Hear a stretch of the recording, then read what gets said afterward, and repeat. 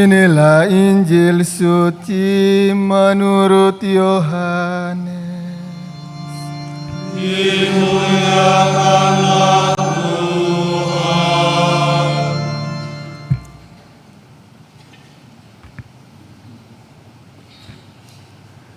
Dalam amanat perpisahannya, Yesus berkata kepada murid-muridnya, "Jika seseorang mengasihi Aku, ia akan menuruti firman-Ku. Bapa-Ku akan mengasihi dia. Kami akan datang kepadanya dan tinggal bersama-sama dengan dia. Siapa saja yang tidak mengasihi Aku, ia tidak menuruti firman-Ku.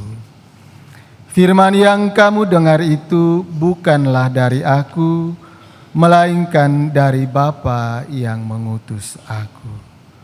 Semuanya itu Aku katakan kepadamu selagi Aku berada bersama-sama dengan kamu. Tetapi penolong, yaitu Roh Kudus, yang akan diutus oleh Bapa dalam nama-Ku, Dialah yang akan mengajarkan segala sesuatu kepadamu dan akan mengingatkan kamu tentang semua yang telah Aku katakan kepadamu. Damai Aku tinggalkan bagimu, damai-Ku Aku berikan kepadamu, dan apa yang Aku berikan tidak seperti yang diberikan oleh dunia kepadamu. Jangan gelisah dan gentar hatimu. Kamu telah mendengar bahwa Aku telah berkata kepadamu, Aku pergi, tetapi Aku datang kembali kepadamu. Sekiranya kamu mengasihi Aku, kamu tentu akan bersuka cita, karena Aku pergi kepada Bapa-Ku, sebab Bapa lebih besar daripada Aku. Sekarang juga Aku mengatakannya kepadamu sebelum hal itu terjadi, supaya apabila hal itu terjadi, kamu percaya. Demikianlah sabda Tuhan. Terpujilah Kristus.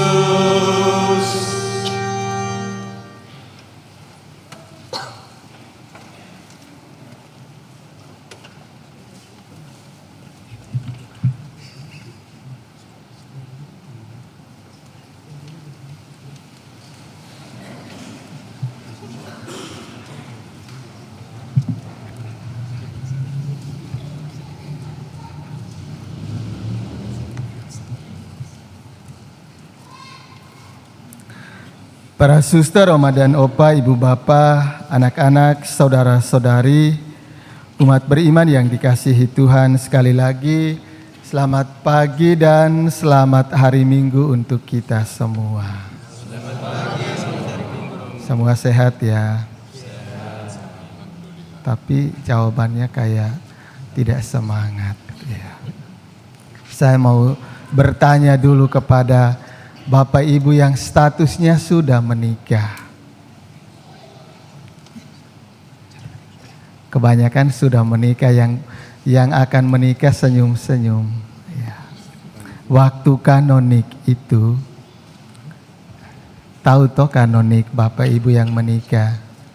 Kalau tidak tahu saya curiga perkawinannya diragukan. Tujuan menikah itu untuk apa? Tujuan Bapak Ibu itu menikah itu apa? Ada seksi keluarga di sini. Tahu tidak? Kalau tidak tahu, minggu depan pembaharuan janji nikah secara massal. Bapak Ibu ingat tidak? Tujuan orang menikah, tujuan Bapak Ibu menikah itu untuk apa? Hai. Nanti tidak komuni ya, berkat semua. Kan tidak ada yang tahu. Waktu nikah, foto pernikahannya diposting di mana-mana, tapi tidak tahu tujuannya apa. waduh celakalah aku. Tujuan orang menikah, kesejahteraan lahir dan batin suami istri. Ingat, kesejahteraan lahir dan batin suami istri, baru kelahiran anak dan pendidikannya. Kalau dulu, zaman dulu, orang melihat perkawinan itu pertemuan antara tubuh dengan tubuh. Kalau sekarang, perkawinan itu adalah pertemuan pribadi dengan pribadi. Anak bukan tujuan utama. Percuma melahirkan anak satu lusin tapi tidak dikasih makan. Benar atau tidak? Iya. Kadang pencitraan, posting di media sosial sok romantis, kenyataannya bertolak belakang. Pas sekali. Itulah yang terjadi di dunia dewasa ini.